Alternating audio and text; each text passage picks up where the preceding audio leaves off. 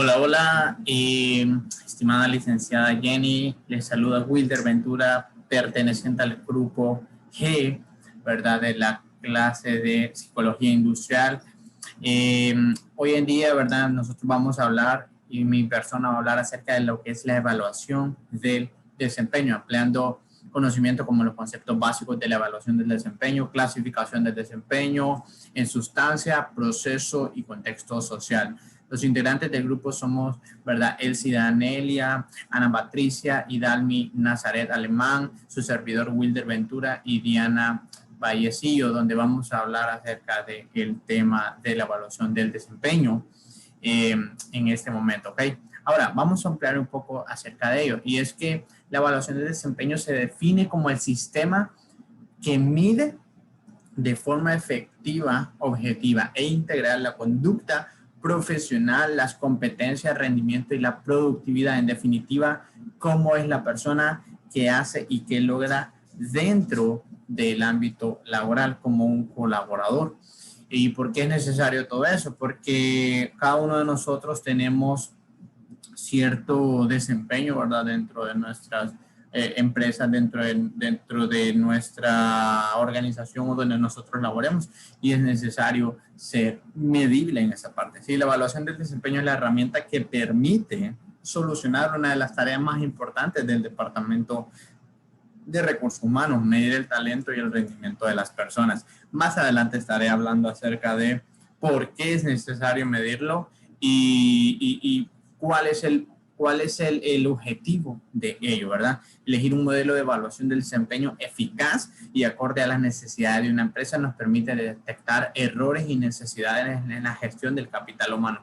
Eso es muy importante, ya que la mayoría en teoría, ¿verdad? Y encerrado, globalizado, lo que es el material humano es vital, porque es el que manipula actualmente todo lo que tiene que ver con el desempeño en sí de toda la empresa. Ahora vamos a hablar un poco de los conceptos básicos y la evaluación del desempeño. Dice aquí que la evaluación del desempeño es un instrumento que se utiliza para comprobar el grado de cumplimiento de objetivos propuestos a nivel individual de cada colaborador. Proceso sistemático y periódico. Se establece de antemano lo que se va a evaluar y se limita a un periodo de tiempo, que normalmente es anual o semestral. Eso es una evaluación, ¿verdad? Que se le hace, es como un tipo de auditoría que se le hace a cada persona en base a lo que es las tareas pertenecientes al cargo que tiene la persona o el colaborador. El aprovechamiento y potencialización de las competencias del capital humano es el pilar fundamental del éxito de cualquier empresa. Por tal motivo, la evaluación del desempeño es una herramienta que debe ser bien utilizada porque de ella depende la creación de estrategias organizacionales. Como lo que menciono, si nosotros, o sea, si son medibles nuestras tareas, nuestros cargos, nuestras funciones, obviamente va a ser medible también nuestro desempeño, ¿verdad? Ahora, los objetivos de dicha evaluación permiten condiciones de medición de potencial humano, ¿sí? Acerca de nosotros, nos permiten medir, ¿verdad? nuestro rendimiento en nuestro cargo en la empresa. Permite el tratamiento de recursos humanos como un recurso básico de la empresa cuya actividad puede desarrollarse indefinidamente y da oportunidades de crecimiento y condiciones de efectiva participación a todos los miembros de la empresa. Si alguien viene y mide el rendimiento de su servidor o de cualquier persona, ellos pueden evaluar acerca de cómo yo me estoy desempeñando dentro de ellos, ¿sí? Y pueden mencionar y pueden sacar unas conclusiones acerca de que si yo estoy haciendo bien mi labor, ¿verdad? E inclusive poder aspirar a un cargo mejor, ¿verdad? Ahora, la evaluación del desempeño posibilita teóricamente la detección de necesidades de capacitación. Hoy en día la capacitación se ha vuelto vital en el ámbito laboral para los colaboradores. ¿Por qué? Porque si hay carencia, si hay deficiencia de algún tipo de habilidad, hoy en día la empresa debe de facilitar ese tipo de capacitación, ese tipo de orientación para que la persona pueda pueda venir y pueda tener esa información, ¿verdad? Por medio de la capacitación que brinda la empresa. El descubrimiento de personas claves es bien importante porque ahí se descubren los talentos, ¿ok? Y el descubrimiento de competencias del evaluado, la ubicación de cada persona en su puesto adecuado y desarrollo de la misma. Hay muchas ocasiones donde posiblemente una persona, un colaborador está en un área, pero puede tener un mayor rendimiento en otra área. Entonces, se le evalúa el desempeño en base a esas actividades y se evalúa para ver si esa persona o ese colaborador podrían estar en otro cargo y podría ser mayor rendimiento para la empresa. La retroalimentación para autoevaluación de rendimiento y la toma de decisiones sobre salarios. Recordemos que si el desempeño de una persona es muy efectivo, es muy alto, entonces se le puede hacer una remuneración y se le puede mejorar, ¿verdad?, su salario en esa parte. Ahora, los propósitos para los cuales se usa la medición del rendimiento de entorno son datos de criterio, dado que es un criterio de evaluación, un estudio de validación relacionado con el criterio de un dispositivo de selección. El psicólogo del trabajo puede correlacionar los datos del desempeño de un individuo con los datos de la prueba para determinar si la prueba predice un desempeño exitoso o no. El desarrollo del empleado. Un trabajador recibe información sobre fortalezas y debilidades y trabaja con un supervisor para desarrollar un plan de mejorar habilidades y aprovechar las fortalezas. Alguien está de la mano con usted, alguien está de la mano con nosotros viendo cómo mejorar, ¿verdad?, nuestras condiciones, más que todo como personas, y nuestras habilidades, ¿ok? ¿En qué tipo de, cuáles son nuestras carencias y cómo podemos aumentar, ¿verdad?, nuestras fortalezas, ¿ok?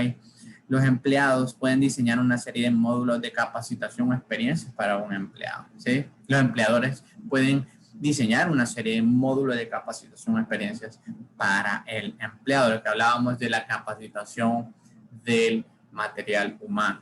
La motivación y satisfacción al establecer estándares de desempeño evalúa el éxito de los empleados en el cumplimiento de estándares y dar retroalimentación a los empleados sobre el grado en que cumplen o superan esos estándares. Eso se puede considerar como un sistema de metas, ¿verdad? O el objetivo de metas, donde pueden llegar a cumplirlas, ¿verdad? Y son remunerados de una manera, se puede llamar como una satisfacción, un incentivo o una motivación, ¿verdad?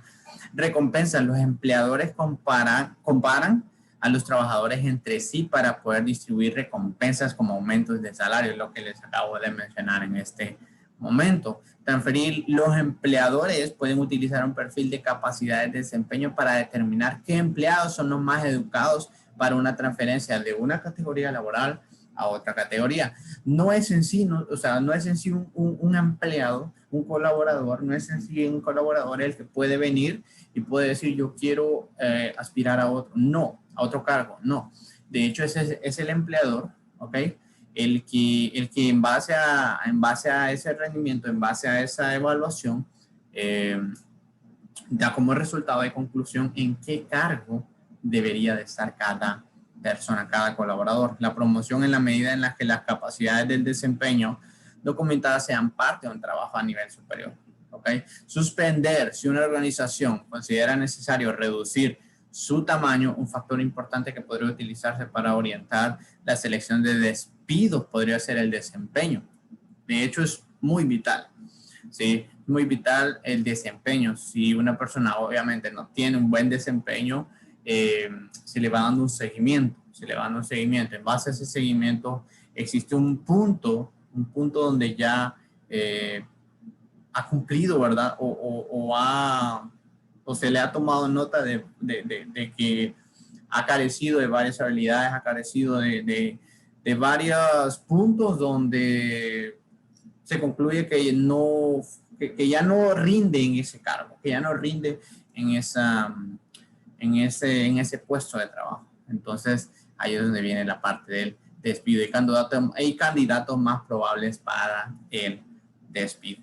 Ahora, ¿qué son unas competencias laborales? Una competencia laboral es una capacidad para desarrollar eficazmente un trabajo. utilizando conocimientos, habilidades, destrezas y comprensión necesarias, así como atributos que faciliten solucionar situaciones contingentes y problemas. Son capacidades, ¿verdad? Para desarrollar un trabajo en sí, utilizando todo esto que acabo de mencionar. ¿Cómo se pueden clasificar estas competencias? Hablemos un poco de ello. Y es que existen diferentes teorías para su clasificación, aunque se le presente a continuación es la que más se ajusta a la compleja tarea de evaluarlas. Por ejemplo, la parte visible, podemos ver, ¿verdad?, lo que es la parte de la destreza. La destreza es la manera en que una persona realiza sus tareas o sus obligaciones. Entonces, eso nosotros lo podemos ver. ¿De qué manera yo hago? ¿De qué manera yo realizo mis actividades? Conocimiento, información que una persona posee sobre áreas en específica. Existen personas que vienen y un colaborador que viene y está dentro del equipo, ¿verdad?, de la empresa y tiene X conocimiento mejor sobre otra X persona. Entonces el empleador o el supervisor o cualquier cargo que sea superior a ese cargo va a venir y va a tomar en cuenta obviamente a esa persona porque tiene un mayor conocimiento, tiene conocimiento y tiene habilidades, ¿verdad?, que son mayores a las de su compañero. Ahora, las no visibles podemos considerar los conceptos de uno mismo, actitudes, valores o imagen propia de la persona. Y rasgos de personalidad es el núcleo de la personalidad más difícil de detectar, donde ahí se lidia, ¿verdad?, con una persona. O sea, ahí se lidia con cómo es en sí, qué tipo de personalidad tiene, ¿sí?, el colaborador. Para que una persona muestre competencias individuales incluidas en los perfiles, requeridos por su trabajo o por situaciones que afronta, es necesario la presencia y conjunción de los siguientes elementos, como el saber, es el conjunto de conocimientos relacionados con comportamientos concernientes a la competencia. El saber hacer, conjunto de habilidades que permiten poner en práctica los conocimientos que se poseen. No es necesario solamente adquirirlos, es necesario adquirirlos ¿para qué? Para ponerlos en práctica. Saber estar, conjunto de actitudes acordes con las principales características del entorno organizacional, cultura, normas, etcétera, ¿sí? Ahora, querer hacer es un conjunto de aspectos relacionados con la motivación responsable de que la persona quiera o no realizar los comportamientos propios de la competencia. Y poder hacer implica el conjunto de factores relacionados con el punto de vista individual. Es la capacidad personal, aptitudes y rasgos personales que se contemplan aquí como potencialidades de la persona. Y el punto de vista situacional es el grado de favorabilidad del medio. ¿Okay? Ahora, las relaciones entre medios de desempeño se clasifican de la siguiente manera. El desempeño objetivo generalmente es un recuento cuantitativo de los resultados del trabajo, ¿sí? Todo eso está debidamente documentado, ¿sí? Debidamente documentado. De hecho, debe de estar documentado. Porque cuando usted le hace una auditoría, cuando usted le hace algún tipo de evaluación, todo eso debe de estar documentado, todo eso debe estar escrito, ¿verdad? Porque así se va tomando nota y se va sacando las conclusiones. Si usted debería de estar en ese cargo, usted debería de cambiarse de cargo, o si definitivamente pues usted no debería o tiene carencia, ¿verdad?, para poder desarrollar ese cargo, ¿sí? Y poder llegar a algún acuerdo con su persona. El desempeño crítico es la evaluación realizada de la efectividad del comportamiento laboral de un individuo, la mayoría de las veces por supervisores en el contexto de evaluación anual de desempeño. Ahí es donde tiene que ver lo que yo mencionaba anteriormente, es la parte no visible, ¿ok? La parte no visible. Ahora, las medidas del desempeño en práctica, podemos ver el rendimiento práctico, el tipo de medida que requiere un empleado para participar en las tareas relacionadas con el trabajo. Por lo general incluye simulaciones construidas por piezas de trabajo centrales o críticas. Y la prueba de recorrido, este método requiere que un empleado describa realmente a un entrevistador en detalle cómo completar la tarea o el comportamiento, pero el entrevistador va a venir y va a calificar lo que el empleado haga, de qué manera lo haga, ¿sí? Entonces, sobre la base de datos correctos o incorrectos de la descripción, si en realidad lo pudo hacer o no lo pudo hacer. Y es una autoevaluación también del entrevistador, ¿verdad? El monitoreo de desempeño electrónico es una supervisión electrónica del rendimiento. Puede ser de una manera o una forma rentable de recopilar información sobre el rendimiento. Los datos de investigación menciona, ¿verdad?, sobre el monitoreo electrónico del desempeño de situaciones laborales reales son escasos y generalmente están relacionados con actitudes más que con el desempeño. Más que todo es ver a una persona, observarla, observar cómo se comporta, observar de qué manera ella actúa, ¿ok? No tanto el desempeño, no tanto en la parte de cómo lo hace, sino cómo se comporta la persona, de qué manera se comporta. Sin embargo, parece que las organizaciones deben usar el monitoreo electrónico del desempeño con cuidado para evitar afectar la motivación y satisfacción de los trabajadores. Un ejemplo bien claro es que, por ejemplo, usted está haciendo sus actividades y sepa que alguien lo está controlando, lo está viendo de qué manera usted está realizando todo, cómo se está comportando. Entonces, en teoría y de alguna u otra manera, el colaborador, ¿verdad?, se sentiría un poco intimidado hacia todo ello y puede afectar, como dice la teoría, ¿verdad?, la motivación y la satisfacción de todos estos puntos. La gestión del rendimiento es el sistema que enfatiza el vínculo entre el comportamiento individual y las estrategias y metas organizacionales, definiendo el desempeño en el contexto de estas metas, juntamente por gerentes y personas que lo reportan, ¿ok? La gestión del rendimiento tiene 3 componentes distintos y con esto pues ya vamos culminando. El primer componente consiste en la definición del desempeño, incluye objetivos y estrategias organizacionales. El segundo componente es el propio proceso de medición del rendimiento, ¿ok? Y el tercer componente es la comunicación entre el supervisor y el subordinado sobre el grado en el que el comportamiento individual se ajusta a las expectativas de la organización. Tiene que haber una relación entre lo que es el supervisor, la persona que realiza la auditoría, ¿verdad?, el subordinado, sobre la persona que va a colocar o va a saber de qué manera llegar a algún tipo de acuerdo, ¿verdad?, con el colaborador para ver si en realidad rinde esa persona en ese cargo, si es necesario cambiarlo hacia otro cargo o definitivamente pues prescindir de sus servicios en la compañía. Y la clasificación de desempeño en sustancia, tenemos lo que es las clasificaciones generales de rendimiento. Los formularios de clasificación de rendimiento a menudo tienen diferentes niveles de aumento. Algunas son muy amplias y culminan con calificaciones generales de desempeño, pero para todos los propósitos prácticos y el desempeño general no tiene un significado real o conceptual. Es un promedio de calificaciones, es un índice que se hace, ¿verdad?, en un tiempo establecido, como lo que yo mencionaba, que es la parte semestral y la parte anual. Y la clasificación de rasgos, tenemos la visión moderna de la evaluación del desempeño. Es que el evaluador debería describir acciones o comportamientos en lugar de rasgos amplios y amorfos que pueden o no ser valiosos. Más que todo, la descripción de acciones, cómo se comporta, qué hace, cómo lo realiza, qué realiza la persona, el colaborador. Y los rasgos son hábitos o tendencias que se pueden utilizar como predictores de desempeño.